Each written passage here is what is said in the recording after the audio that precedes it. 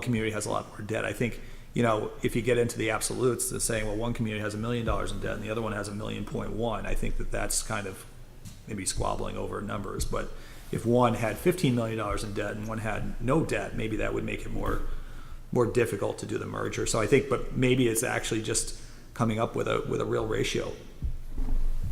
So we'll hold off on that. The other counter argument to that is you could have $50 million in debt in one community, and the other community could have $50 million in deferred maintenance and no debt. True. Yep. All right, so I'm hearing that people are satisfied with, you would ask to talk about obligations and duties.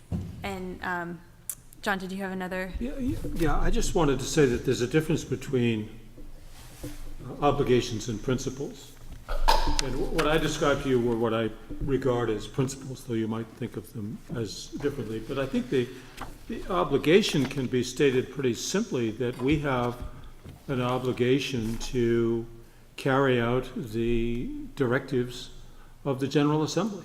I mean, that's our first, and I don't know of any other obligation than that, to do what a duly elected Democratic/Republican process, legislative body directs us to do. And we exist at their sufferance, and it's our obligation to carry forward what they direct us to do to the best of our ability. So that's, to me, our obligation. How we go about doing that might be guided by a series of principles. I would concur with that, and just to add on to that, we have a duty to, basic canon of law is that interpreting law is to start with the plain meaning. That is our, there's been a lot of discussion around legislative intent. Legislative intent, trying to define divine legislative intent only comes into play when the plain meaning is not clear. We've identified a few areas where we have to have some discussion, but the actual process is pretty clearly laid out, and if we need to stick to the plain meaning of what the statute tells us and what the General Assembly asked us to do. So I would concur with your point. Mark? Yeah, hard to disagree with anything I've heard so far. One of the things that we haven't talked about specifically is leadership, and leadership that we're going to have through this process, leadership that the AOE's had, leadership that the legislature's had. But at the end of the day, it's about the leadership in our communities and running these school systems. And we have a system on the books already in statutes called supervisory unions or supervisory districts. And when we get done doing our work, it's still going to be up to the local people to provide that leadership. And it's important that we never forget that through our discussion, because we can make all the changes we want or no changes. And at the end of the day, it's up to those folks who are running the schools, the local folks that are running the schools. And we have statute that tells tells the AOE to monitor and keep track of superintendents and supervisory units or supervisory districts. And I imagine as we move forward, we're going to want to keep an eye out for some of those statutes, and that may show up in recommendations from us at the end. But let's not forget about that leadership piece, because that's very important. Yeah, Peter. It's interesting, though, a commentary is often in between legislators or past legislators, because legislative intent is very critical here. The legislature doesn't delegate unless they really intend to delegate. Otherwise, they have the authority to say, you're going to have to do this. We've been delegated to take this on. And to Mark's point, I know exactly what you're talking about, and it is absolutely critical. And it's in the how we come out of this is going to define how we are delivering education and who we are as communities to do that. And it is up to the local people to do it. I've often thought that education and democracy are always a work in progress. You're never going to get to the final, get the final solution. And I think this is a great example of us trying to struggle with how we can make it work best for our students. I'd like to follow up on that a little bit. Marcus raised the leadership question, which is very important. There's also the democratic involvement of the citizenry in the towns, which is also very important. Some seem to have it, some don't. And then there's things like, will this inadvertently segregate part of the society or part of the towns? But yet these are not in the 5 goals that are there, unless it's in something I'm not aware of. But how do we consider these kinds of factors that are very important?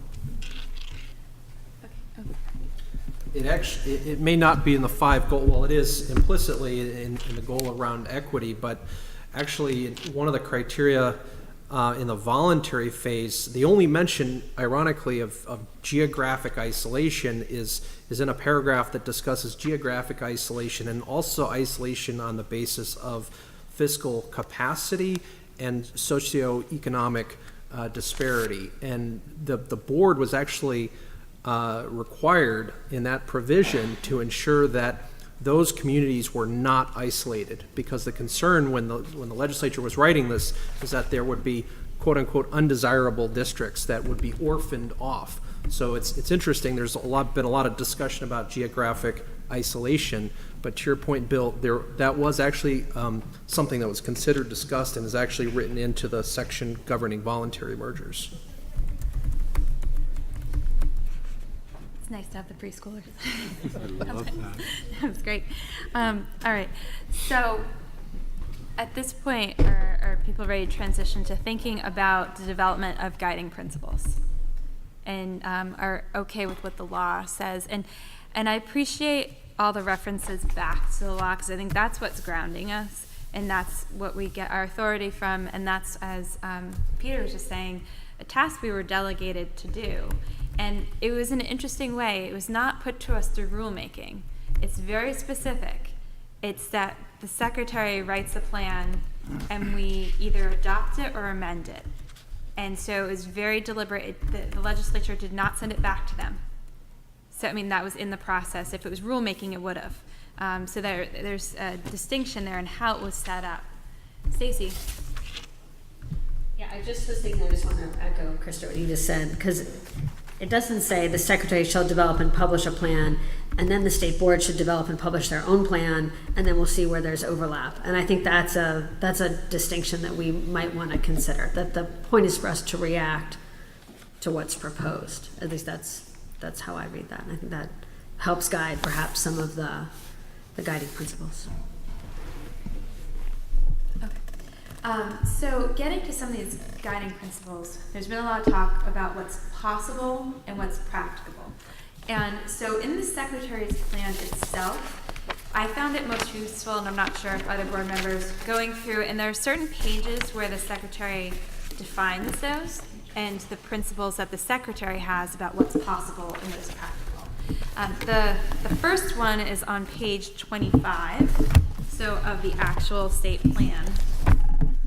But I thought if we use the state plan to, again, analyze and study and see if we agree or disagree, and that would be a good point to start our conversation. The first one is, in these introductions, it really talks about some of these things, what is possible and what is practicable. In the first one on page 25, it talks about existing union high school districts and their member elementary districts. And it talks about how structurally a union high school district and its members elementary school districts are the districts most easily unified into a new UUSD. This is especially true if all elementary school districts share the same operating/tuitioning pattern. For example, if each town and elementary school district operates a school offering kindergarten through grade 6, and these districts are members of single union high school operating grades 7 through 12, then the districts can merge into a single multi-town UUSD that provides for the pre-K through 12 education of students, and all without the need of the voters or elementary